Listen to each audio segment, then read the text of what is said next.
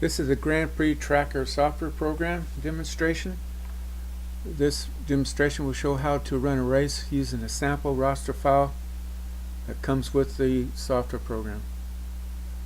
When you receive this screen here, this is where you can check for updates to make sure you're running the most current version before your race.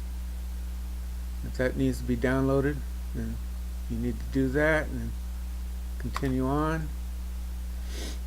You'll bring up this opening menu screen on how do you want to proceed with from here on out. You can load the samples roster. You can load an existing roster that you created earlier, or a user race file that's been closed and you want to view the data. Create a new roster. Practice runs only. And you got some additional settings here we can go over later. I want to show you this display history fastest. If you create several different schedules for the day using the same roster, which can hold up to 96 individuals, then it will show, out of all those races combined, it will show the 10 fastest. This is a sample profile here, so you'll want to delete this. If you want to do that, you want to delete this file before you start your race. And it will again, it will show the 10 fastest individuals of all the schedules raced, considering you build it using the same roster. Okay, we're going to load the sample roster. This shows that it was loaded successfully with 55 individuals. You go up to race reports, go to display current race data. We'll now bring up the reports page. This shows all the classes that were created for the sample file. They're all user defined. This shows how the individuals were assigned to those classes. Each individual needs to be assigned one class to be considered for any race. So this is the breakdown. And you can see here 3rd and 4th, 5th and 6th. These are the ones I'm going to select when I do create a schedule. So you can tell there's going to be 13 individuals there. Okay, so we're going to now look at the roster. These are the 55 individuals.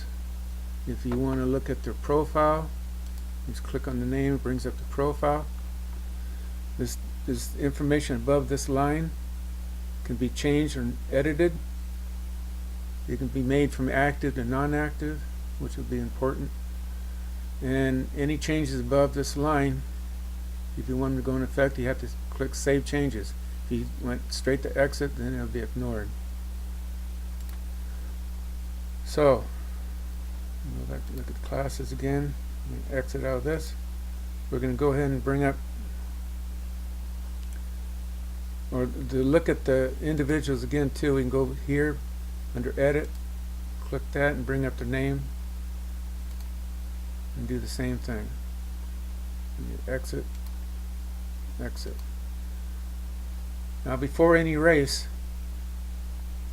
you'll want to go up to Race Settings, go to Flag Active Status, and make all records inactive. That's before anybody registers. Now if you were to create a schedule, nobody would be selected for a race because everybody's inactive. And what you do is when you register each individual, when they come to your table, you can go to Edit, find their name, and make them active, and then Save Changes. Somebody else comes up, click their name, make them active, Save Changes. Now if we would go to Reports, you want to see the status, what you currently have, you can go to Reports, Display Race Data, go to Eligible Status. This will show you either who's active or non-active, depending on what you type here. We're going to show who's active. There should only be 2 people. And there they are, the 2 we just did. That's their class. And this is the name. So there's 2 active people, and there's 53 inactive people right now. So again, as they come up, you can go by card number if you want. Make them active. And again, save it. And now we'll have 3 active individuals. So right now we're going to go make everybody active, assuming everybody showed up and there's no no-shows. Make everybody active. So we'll be ready for the race. Now we're going to create the race schedule. Go to Sign, Create Race Schedule. This dialog shows that you're going to be creating a file that will save all the race data for this race. And a hint that you should use the word race into the title. That way you can tell that a race file different from a roster file. So we're going to call it pack 789. Say it's a Tigers for racing 2018. Now it brings up the schedule. This 9 seconds shows that the timers will time out in 9 seconds. This can be changed to a lesser number. But what that means is that if a car didn't finish the finish line, didn't trip the sensor, that in 9 seconds it will be timed out. This is how you select how the race is going to be run. Interface mode, which uses your interface box, and tutorial mode. Tutorial mode is a great way to learn the software program without having to set everything up, because it just uses the keyboard. No tower, no cables, and it's just your keyboard. But of course during a race you're going to use the interface mode. You have a scoring method, best time, average time, cumulative times, cumulative points.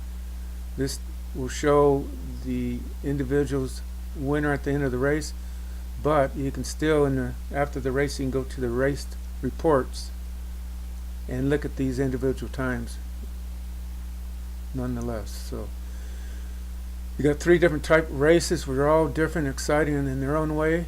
Round robin, double elimination, and progressive. We're going to run round robin for now. This is the number of rounds that must be selected. 1 round means everybody in the roster will race 1 time if they are active. So we're going to change this to 3 for right now. These are your classes. If you select all classes, everybody, all 55 racers would race if they're all active. We're going to select the 3rd and 4th. I showed you earlier there's 13 people. So we're just going to select those 2 so that we can get through this. This is your physical track layout. You want to click that, depending on what you have. These are some options you have. I'm going to click those 2 off right now. These are your lane choices, or your lane colors. So right now we're red, green, yellow, and blue. Red, green, yellow, and blue. This can be changed in any sequence that you want. This side over here is a recap of what we just went through. So I'm going to select OK. This now brings up the interface logon. Before you even start the program, you should plug in all the cables and plug in the USB cable to the computer before you even start the program. Otherwise, it might not see your interface box, for one thing, and create you from getting any errors if you don't have other things plugged in. So click the available ports. The computer software, or the software, will find the COM port that you need. Just click it and click connect. Shows it was logged on successfully. Turn green here. We'll go continue. It shows there will be 13 racers in this event. Once you click that, it brings up the flow chart. Flow chart will show these 13 individuals. This shows how many races they've raced thus far. This is the color lane choices that they'll be on. Up here it shows we made multiple choices, being the 3rd and 4th, 5th, and 6th classes. This is round 1 of 3, race 1. This would be in bold. Scoring methods: fastest time, round robin. And we've got 13 individuals. Right now 0 have raced, and the timer is set to 9 seconds. You'll want to print this on the first round, give a copy to the gate operator and anybody else that needs a copy, so they'll know exactly how to set those on the individual tracks. So there's the names that were populated. You can bring the flow chart up at any time. You can look at here, F10 will bring the flow chart up. I'm going to do that, and there it is again. You can just bring up anytime you want. Shows Hornback, Boyle, Longfellow, and Lube. We're going to race in that order, and this is what you have. Okay, so I'm going to go ahead and trip the gate switch. You can see here the timers have been started. I'm going to hit lane 2, lane 4, trip lane 1, and then lane 3. And you can see here lane 1 finished, or lane 2 finished first, lane 4 finished second, lane 1 finished third, lane 3 finished fourth. This shows that all the times, which are accurate within 1/1000th of a second. When the race is over, this was green and now turned to red.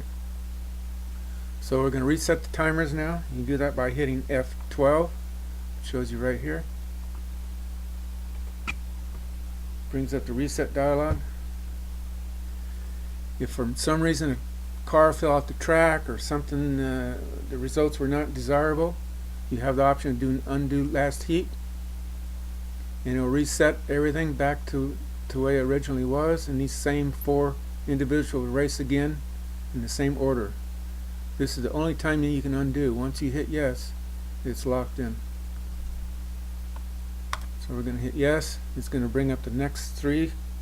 You can hit F10 to show the flow chart for you, and it'll be, you see these got 1s, so they've raced once. Now we got Boyle, Killer, and Tripper,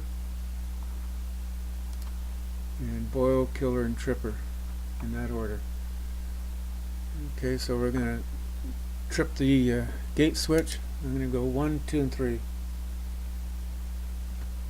Okay, shows you how they finished, their times. And you hit F12. You can hit, instead of clicking yes, you can just hit yes on it. You can hit enter, because this yes is set to default. So it's a little quicker if you want to do that. We're going to bring up the next 3. Trip the gate switch. I can go 3, 2, and 1. Shows the results. You set it. And these would be the last 3. Bring up the flow chart just to show you that they've all raced 1 heat. These have yet to race. Okay, so we're going to hit the gate switch again. You hit lane 2, and lane 1, lane 3. Shows how they finished. You hit reset the timers. Okay, round 1 is finished. We're going to go round 2. Everybody's rotated through different people in different tracks. So this will always be different. So at the beginning of the second round, you'll want to print this. Give a copy to the gate operator and any other individual that needs it. Make sure these cars get placed in this order. Okay, exit. We're now in round 2 of 3. 0 races of race thus far. Hit the gate switch. And go to lane 2, lane 3, lane 4. We'll let lane 1 timeout. And defaults to 9 seconds. Mark Boyle finished first at that time. You also see the best personal time is being shown now. That was their last race, so it's only going to show that 1 time for right now. You hit F12 to reset. And run the next one. And go through these a little bit quicker. Gate switch clicked.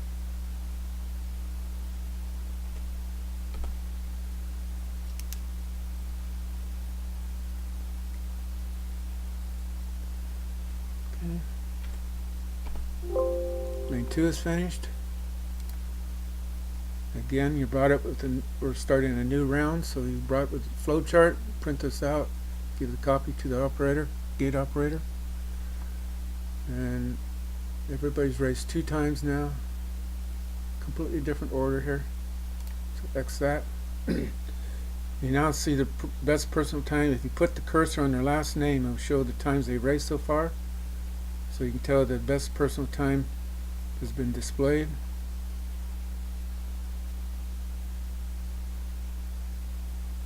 This is a quick way to look without going to the reports page. But this shows their best personal time. It shows the rankings thus far. These rankings are updated after the completion of each round.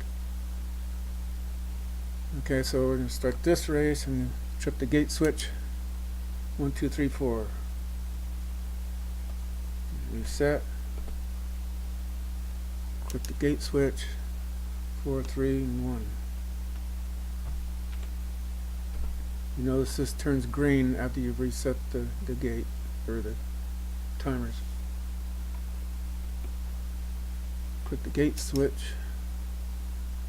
1, 3, and 4. Set. Gate switch.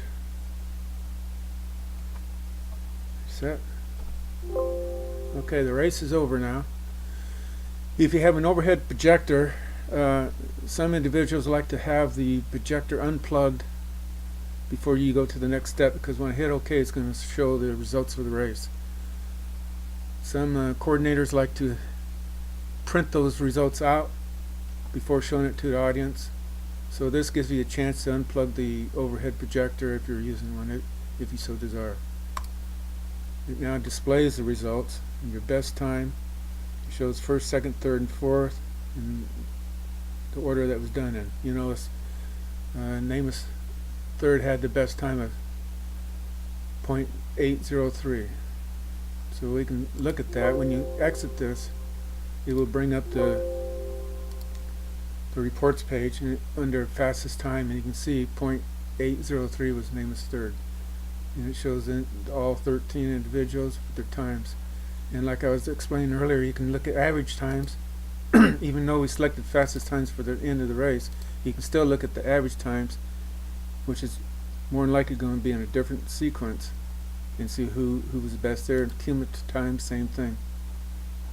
So in a sense, you could have a winner for the fastest time, one for the average time, one for cumulative times if you wanted to. And cumulative points. You can look at the individual or your own times. Say Jake Johnson, and look at him. Just click it. It shows his three times for his 3 heats. You can look at it in graphic display. And it breaks it down by graphic. His name is third. There's his 3 times. Okay, we can also look at all times for everybody that raced. It shows all their times. And you got some other choices here. You can look at the track average, see which track seems to be running the best. And you have a few other choices here you can make. So if you close that out, you can always bring it back. Just go back to reports, display fastest data, and it brings it back up again.